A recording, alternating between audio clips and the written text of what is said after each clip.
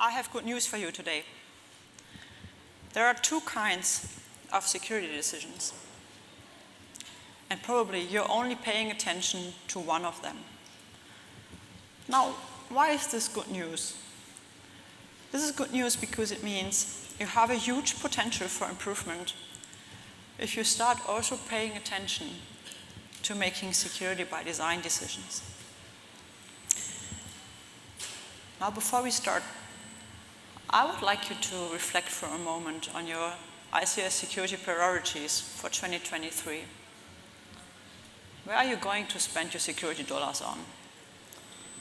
What are the tools and services you're going to buy? Well, because unfortunately I can't get the answers from each of you here today, SANS took care of that a couple of months ago, and they asked approximately the same question. And here are the top 3 answers they got.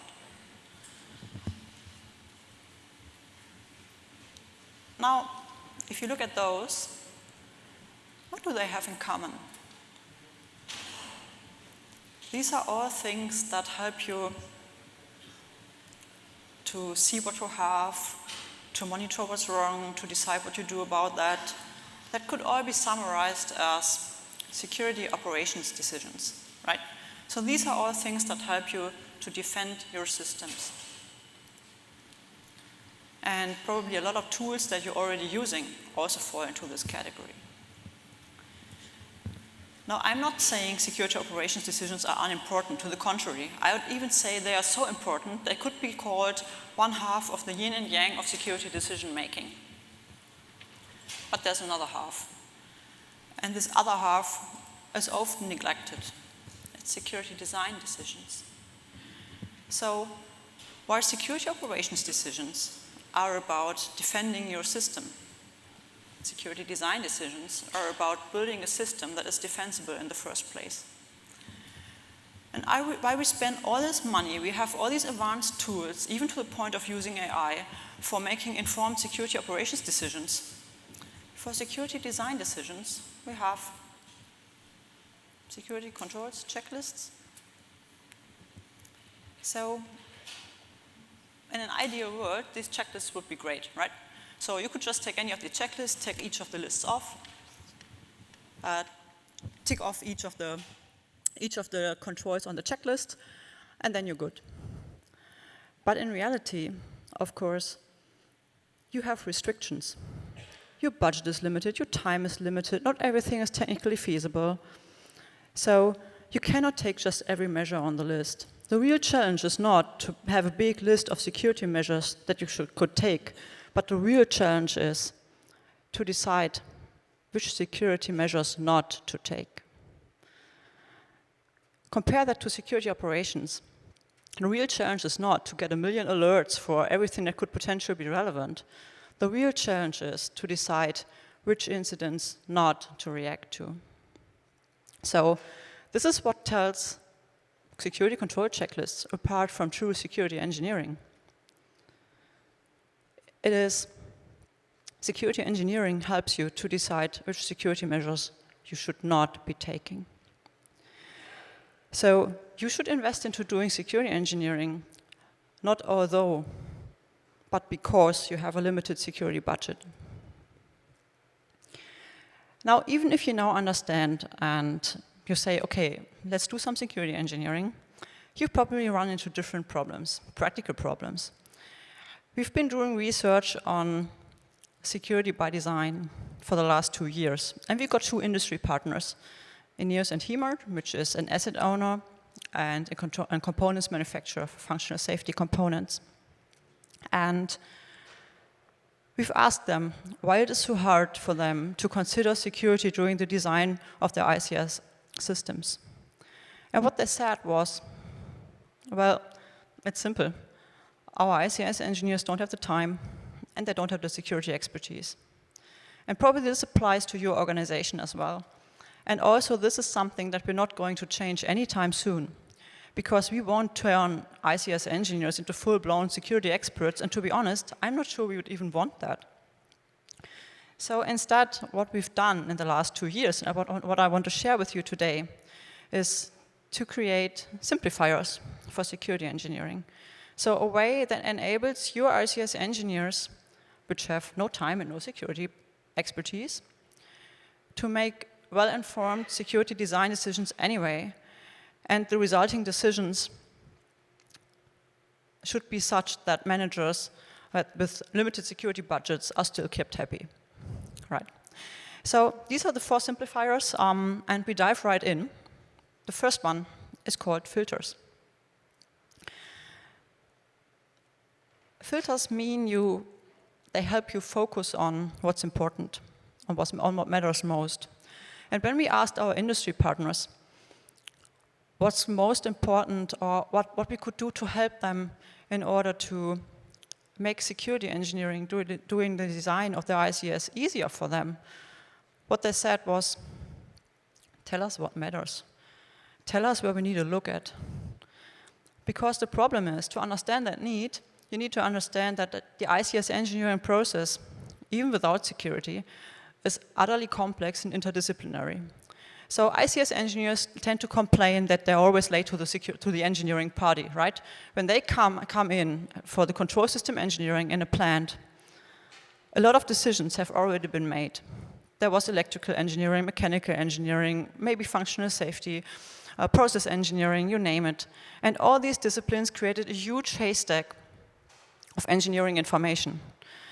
And if ICS engineers are late to the engineering party, security engineers are like super late. So when we come in, the big haystack of engineering information that could potentially be relevant has become even bigger.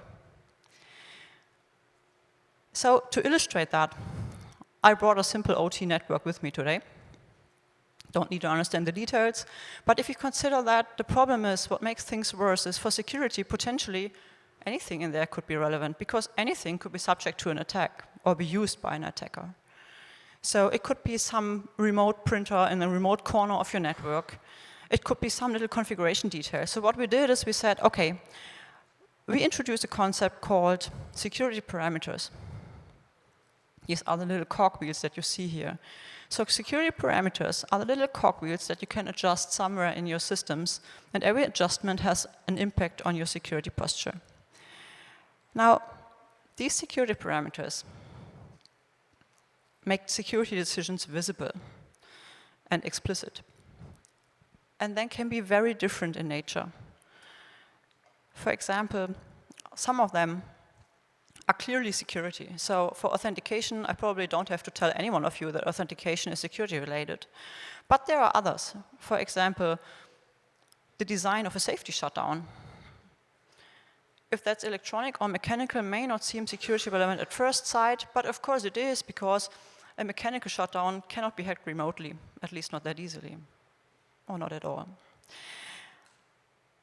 And then there are also insecure by design features.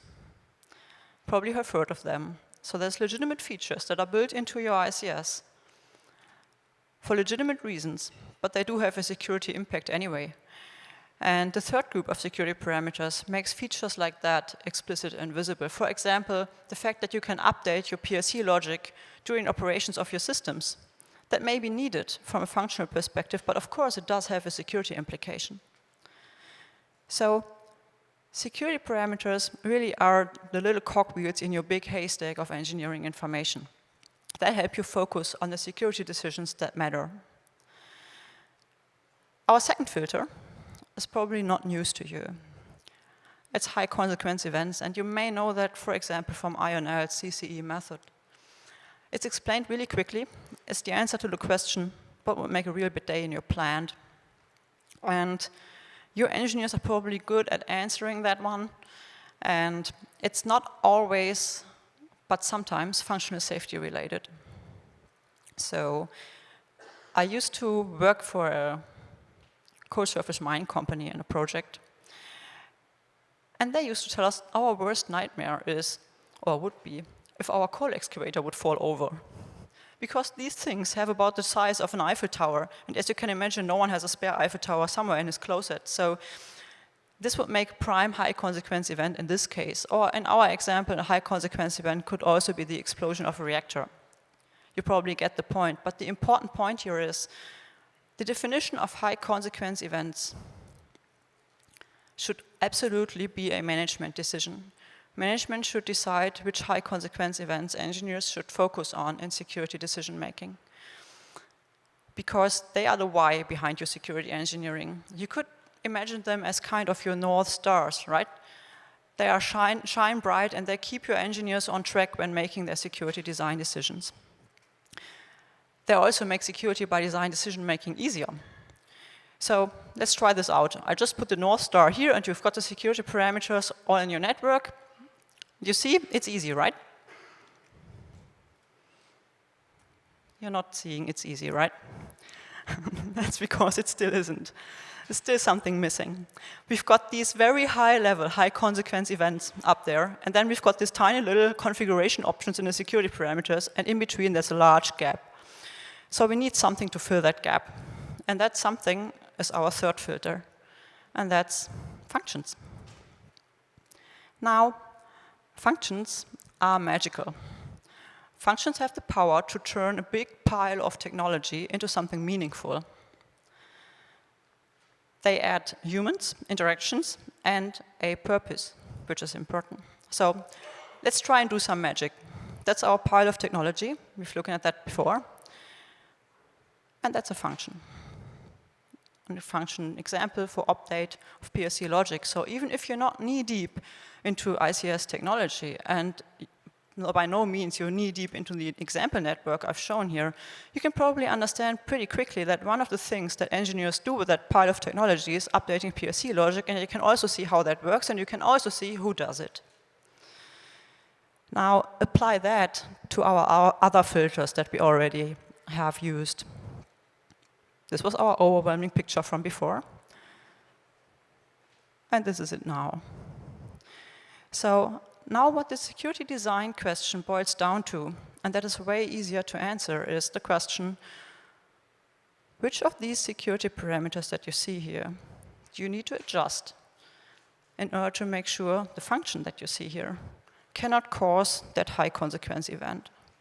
So if you go through your entire system, high consequence event by high consequence event and function by function, your security design decisions become way less overwhelming. And then there's one last cool fact about functions. Actually, they are the only information that you need in order to time your decisions within your ICS engineering process. You don't need any fancy new security by design workflow. The only thing that you need to know is, and your engineers do know that, when in your ICS engineering process, do you decide how updating of PLC logic works? Because that's the time when you also need to decide about the security parameters attached to that one. So, to wrap things up, our first simplifier was filters. Security parameters help you to focus on decisions that matter. High consequence events help you to focus on risks that matter. And functions help you to focus on systems that matter, and they help you to time your security design decisions within your engineering process. Well, that may look easy now, or at least easier on my pretty slides, but I've cheated. Because I haven't told you where all these colorful functions and security parameters come from. And your security engineers won't have the time to create them, obviously. So that's why our second simplifier comes in, which is libraries. In our research, we did create libraries, and they make all the difference because having libraries for functions and security parameters means your engineers don't have to make up functions and security parameters. They simply have to choose them from a library. So for example, this is an example library. They can browse and say, oh, for automatic control, this is a function that we also use, and for engineering, this is a function that we also use. And that makes things easier. And then also, to every function, the security parameters are attached. Now, are there any ICS vendors in the room here? 1.5. Talk about the half one later. Because this is where you need to sit up straight and take notes. So in case you haven't remembered to put out your arm, doesn't matter, but take notes now. These functions and the parameters and the libraries attached are the solution to one of your major problems. Because you probably know the situations like these. Your asset owner and you sit around a table, and you ask them, what do you want security-wise from our components? And the asset owner is like, well, what do you have? What can you offer? That's a deadlock situation. The libraries can help you, because they can help you really efficiently communicate your security philosophy. Because you can imagine functions like these can have variants that can be different depending on the ICS vendor. So if you're ABB, for example, and also the security parameters, they can differ for different vendors. So if you're ABB, you could say, okay, see, if you have an ABB system, this is how we want you to be engineering to updating PLC logic. This is how it works. Look at that function. And if you want to do it securely, these are the parameters that you need to pay attention to, and also these are the values that we recommend setting the parameters to. And soon you're going to need to do something like this anyway, because for conformity assessments, regulation is just around the corner, at least in Europe, with the Cyber Resilience Act. So, again here, to wrap things up for the libraries. Libraries are really important because they encapsulate knowledge, and knowledge that people or your engineers sometimes will not have. And also, they make that knowledge available for reuse, so they don't have to reinvent the wheel all the time. Now, our first two simplifiers were focusing on how to identify security design decisions. Next, we are going to focus on how to make and document these decisions. And remember, your engineers are no security experts, and your managers probably are no engineering experts.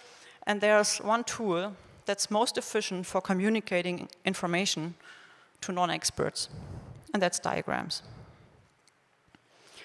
You've actually seen proof of that before when you've been looking at the function diagram. Even if you were not knee-deep into the technology that was behind this diagram, you could pretty well understand what was behind the function that I've shown you. Imagine this instead through reading a text or through an Excel table. Trust me, we've tried, doesn't work at all. So we created 4 kinds of diagrams that help your engineers make security design decisions by only showing them the information they need in a certain decision-making step. You've already seen 2 of them, but I want to spend a bit of time at the security decision diagram down below, because we haven't looked at that one yet. So let's imagine a few decisions have been made. 4 of them are here, and 3 have been made. These are the gray ones on the picture here. And let's now imagine you want to understand why they've been made that way. Let's start with that one in the middle. Updating logic during operations. You remember that was the security insecurity by design feature. And that has been enabled. Strange, right? Because that sounds detrimental to security. And if you click on it, you can see that you know what it is. But security simply had no say in this. It was a decision made based on a functional requirement. And we have so many decisions made that way. But they are security relevant anyway. So it's important to know that and to document it that way. Next up, the one on the right, integrity protection for PLC logic. Now, this has been set to hash in our example. And maybe there are some top 20 PLC coding practices fans in here, so you know this is a hassle. This may not be technically feasible to implement. At least one fan. And so you better have a damn good reason to require something like that. So if you click on that, you can see what your engineers have done. They've said, okay, this is a risk-based decision. And this is tied to one of your high consequence events, and luckily for them, to one of the high consequence events that you deemed important in the first part. And your engineers have even attached an attack scenario detailing how this security parameter could be used in order to cause the reactor explosion that we've been talking about earlier. I spare you the details. Last decision, whoa, patching. We all know patching in ICS is a nightmare.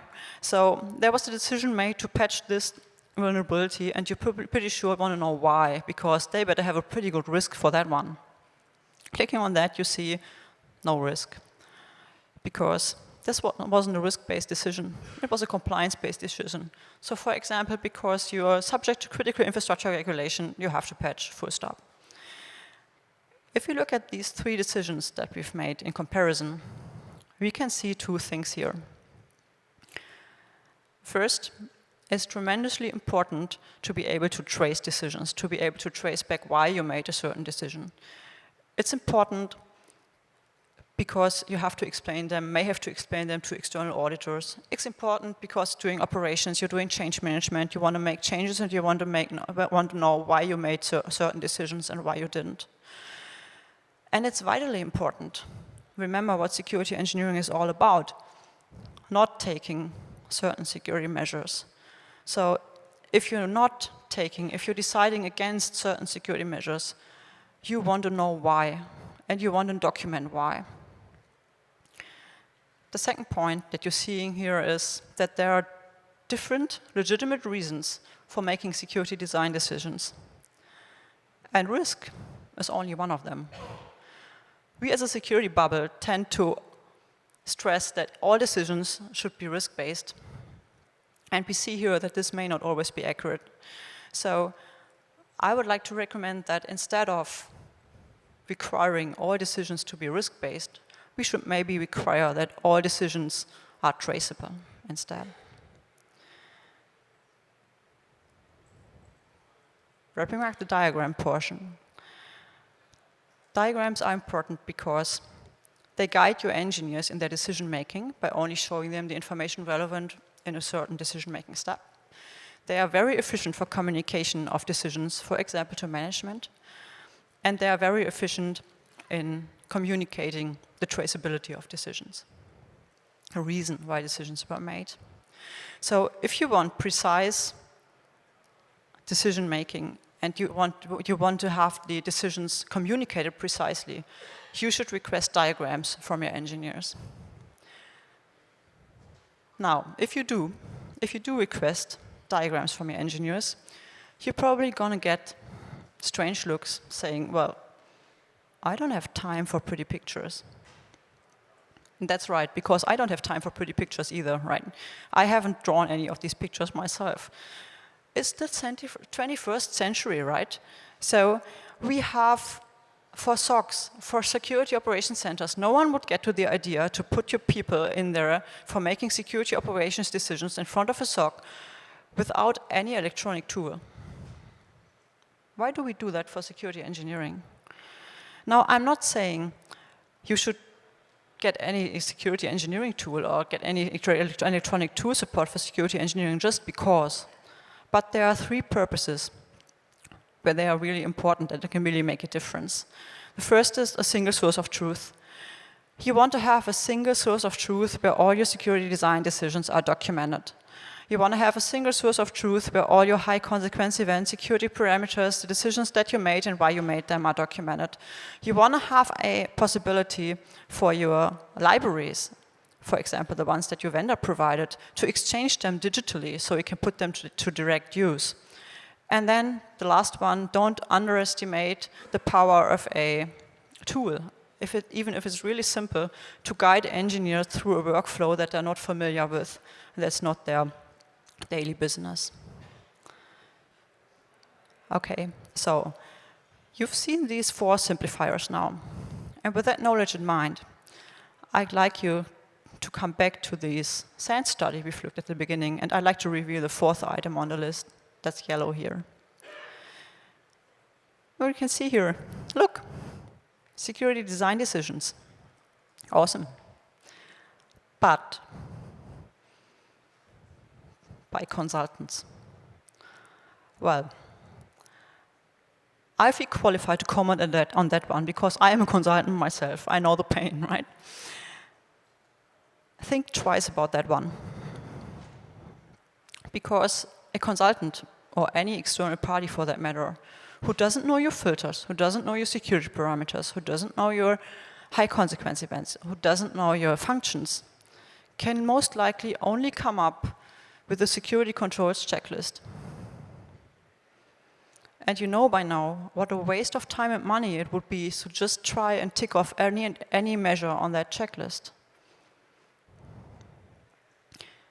Anyone, really everyone, can come up with a large checklist of security controls that you would need to take.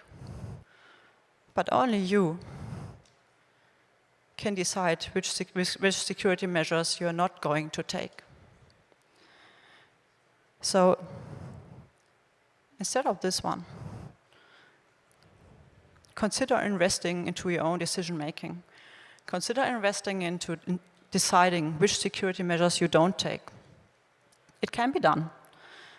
Find your filters, leverage your libraries, draw some diagrams, maybe try out some tool support. Empower your engineers to do some serious security engineering and to make these decisions. I know, we in the ICS security community are a strange bunch, right? Some people keep talking about sensors, others keep talking about data diodes, and I keep waving my giant ball talking about security engineering. And you know what? I hope that 4 years from now, I don't have to be that person anymore. Because 4 years from now, doing serious security engineering, professionalizing your security design decisions, will have become a total no-brainer, just as professionalizing your security operations decisions already is.